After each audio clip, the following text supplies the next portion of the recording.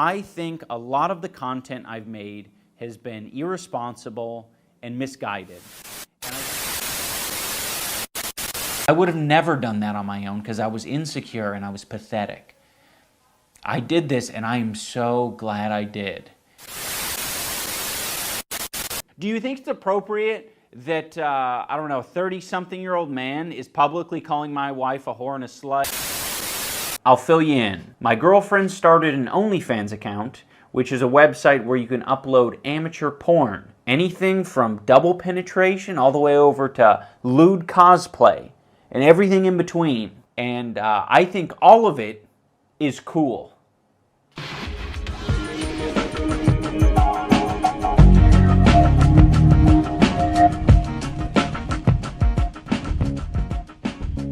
There are few figures in the YouTube landscape more influential than Ian Washburn, better known as IDubbbz. At his peak in the late 2010s, Ian represented a kind of cavalier, fearless breed of content, one that was unconcerned about social approval.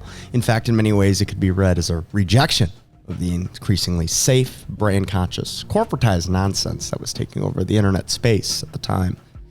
Additional element to it, not just random people that the Fine Bros find on the street and go, hey buddy, you want to earn a couple bucks? His content would challenge norms, provoke debate, and call out some of the most vapid, soulless creators in the online space with his iconic Content Cop series. For being a person who's constantly preaching about being more tolerant of others and spreading positivity and spreading love to other people, you sure are one hateful bitch. Which makes his fall in recent years so tragic because as his resentment towards his audience and his style of content grew, so seemingly did his unhappiness. I mean, just look at him. Look at how he speaks. I would like you to not harass me or my wife or anyone that we're friends with. Also, harassment encompasses all the little loopholes, all right? You can't just then refer to me as a goblin and be like, I didn't say his name. I wasn't talking about him. I was talking about a goblin. That's not acceptable. How am I the simp? How am I the simp? I want to know. Is it because it's a woman? It's because it's a woman, isn't it? It's okay to simp for a big, gross dude. It's okay. It's understandable. He's big and he's gross. As soon as you simp for someone who's literally your partner, your life partner, that's too much. That's kind of gay. This is an unwell man. Or is it? As sad and pathetic as, well, OnlyFans gate was, Ian's fall wasn't quite as sinister like it is now. As his bitterness has grown, it has manifested in actions that have created two separate interpretations of Ian in his current situation. The first theory being that Ian is a pussy-whipped cuck, a simp, a living, breathing soy jack completely underneath the control of his Machiavellian sex worker of a wife, a man embalmed and entombed by a greater scope evil who the internet must save from. What the hell is this? Is that her last name? He's taken her last name. Brother. They married in June, with IDubbbz's last name changed from Washburn to Jomha.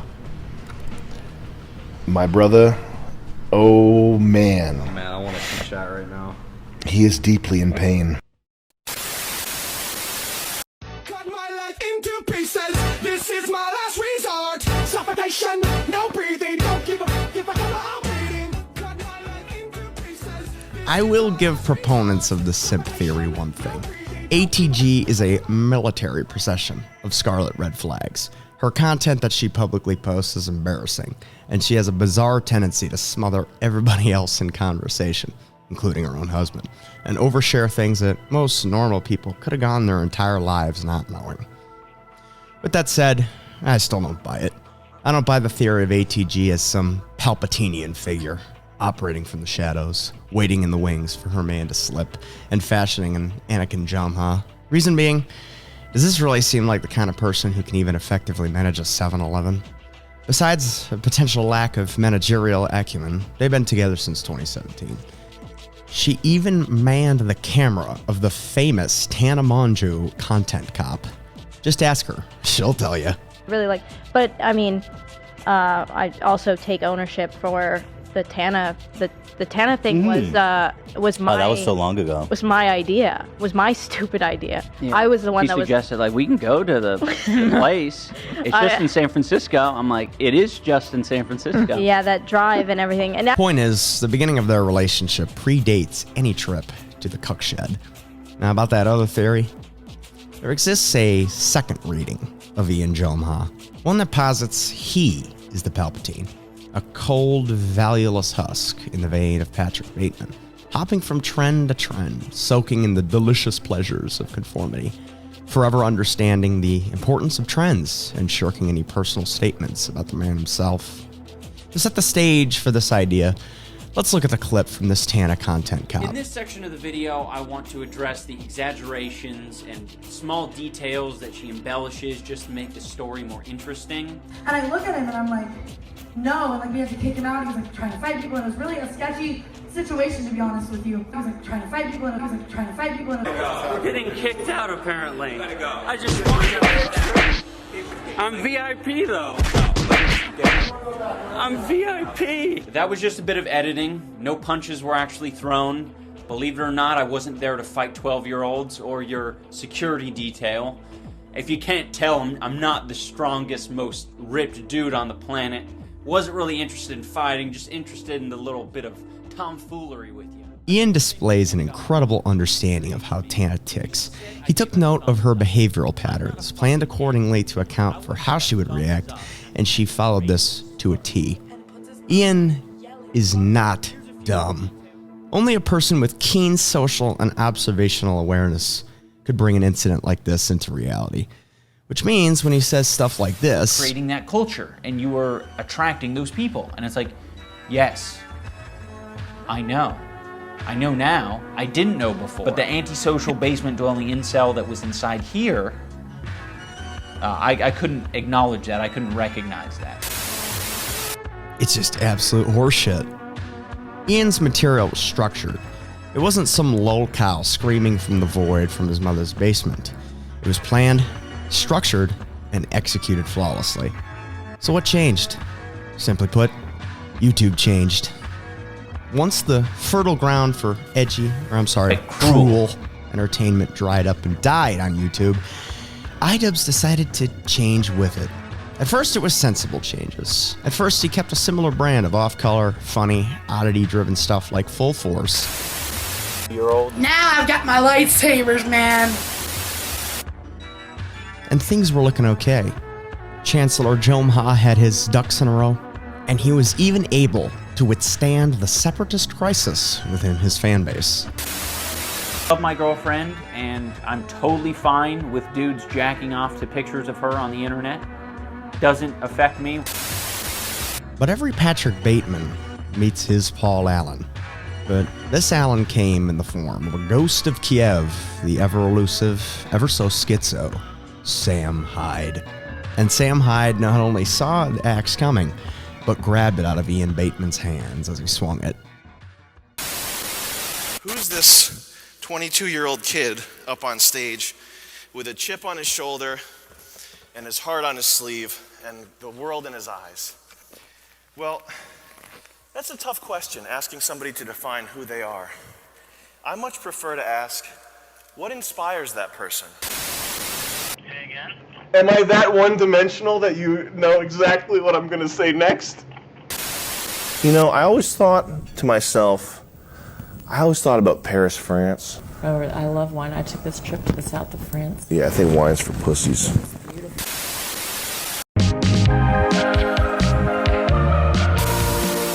Sam Hyde is a difficult man to explain. He's a man hostile to convention, a perpetually canceled entity, the Colonel Kurtz of the internet landscape, and he represented everything IDubbbz had rejected. Like Captain Willard before him, Captain Ian Jomha ventured into the dank, swampy marshland to finally put his edginess behind him, to successfully make the transition to brand safety.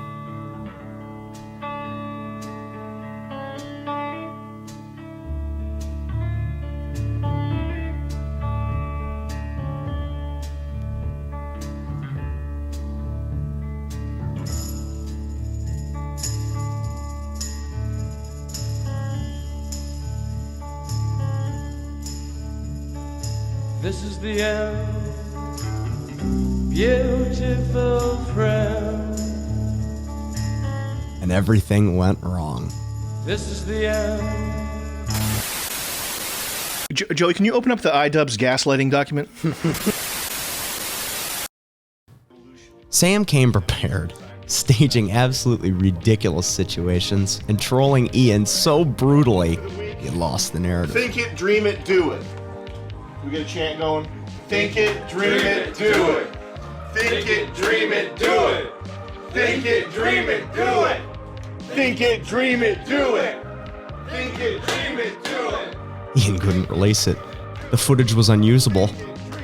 And when it wasn't Sam's fake crackhead girlfriend on screen, it was the awkward, tense, passive-aggressive interviews that made Ian look like the most Californian motherfucker you've ever seen in your life. What is the clutch? Is this the clutch?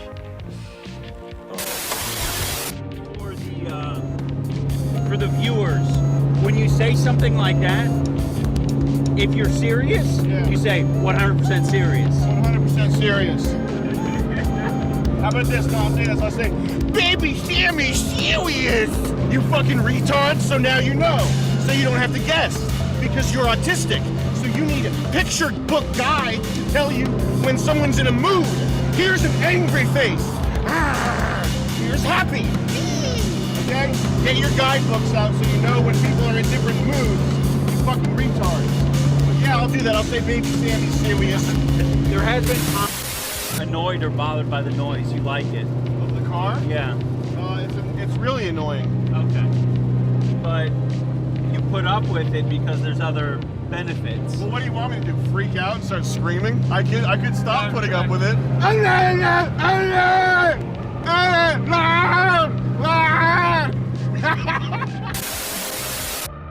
Are you supposed to wear a mask at the drive-thru here?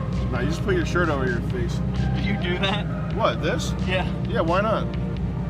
As opposed to what, putting a fucking mask on? Yeah, it's a little cringe, don't you think? What, covering your face with a t-shirt? Yeah. You think putting a mask on is less cringe than covering Yeah. your face with a t-shirt? Yeah. Dude. You gotta get out of With the California. mask? Ian was out of ammo. He had nothing. The best he could do was record a bizarre, rambling interlude about the Wheel of Irony, a model supposedly outlining the various degrees of irony Sam Hyde engages in. I think eating shit is awesome. What the fuck? You like eating shit? I was just kidding. Are you stupid or something? Well, now I feel bad for being unaware of any irony going on, so in the future, I will not criticize you for anything you say. I am now invulnerable to criticism.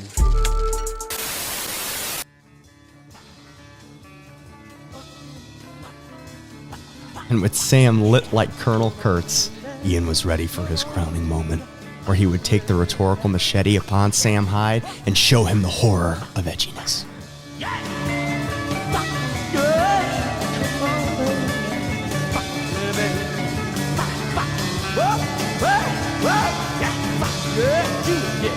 Come on! Yeah. All right.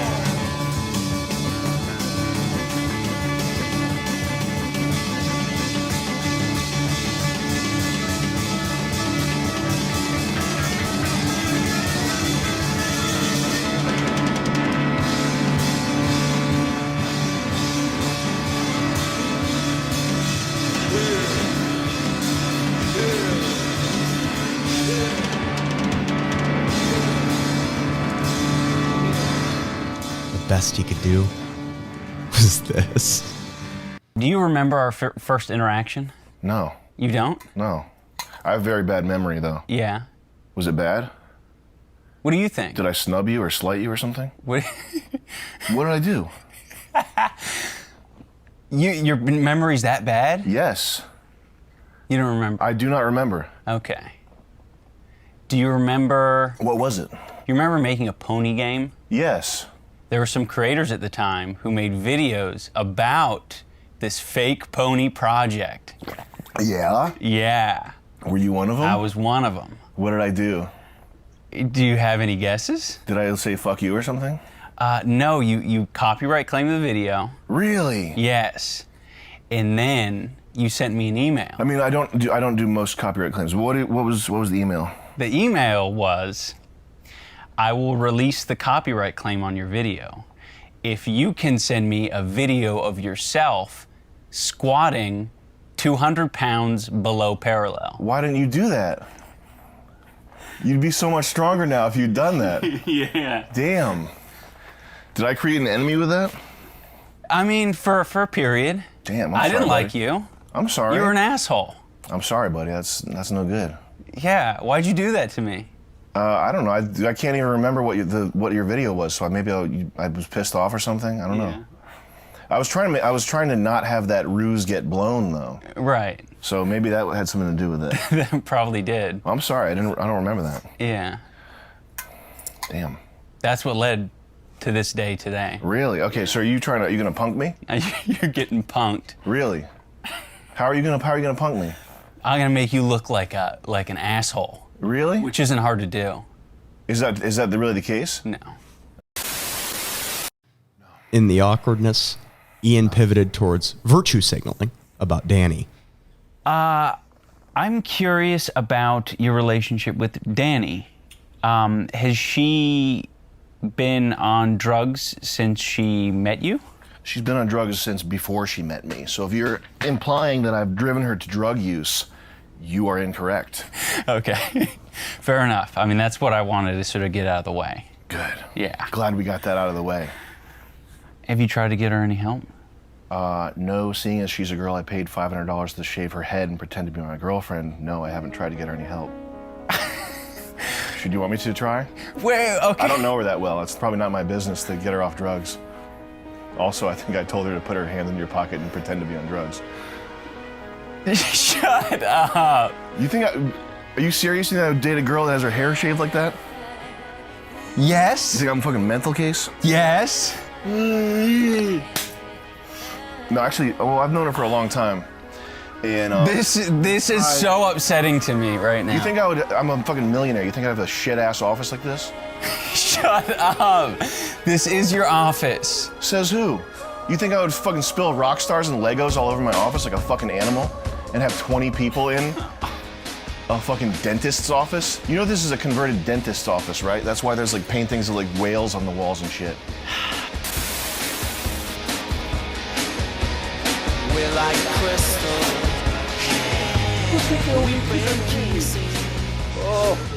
The main reason Froggy was kicked from the card was for collaborating with Sam Hyde. And, you know, for anyone who's been following the story, that's, you know, fairly obvious. Now it seems Ian has settled, however uncomfortably, alongside his soy-brained LA contemporaries like H3H3 and Hassan Piker, coping and seething through empty buzzwords and desperate pleas to his former audience to grow, to do better, forever a hostage to his former audience and the Candyman. Era. As a matter of fact, you were probably like more towards the center or left than most content creators of that era, because you were shitting on the most like right-wing content creators of that era. Maybe not like officially. What I think the fall of IDubbbz best represents is the danger of losing who you are. It doesn't matter if it's a tattoo-covered OnlyFans girlfriend, or if at the end of the day he really never was anybody but someone who chases the algorithm. Maybe he never believed in anything. Maybe he never believed in free speech. I'd like to think he did, but seeing his most recent change, I just don't know how one person goes from going to Tana Mongeau's concert to say a racial slur to prove the values that he professes to just what he is now. So regardless of how he got there, it just represents that if you trade who you are for social approval, you will forever be mind-broken, and you'll forever be alone. Your friends all say it's fine. Your friends all say it's fine.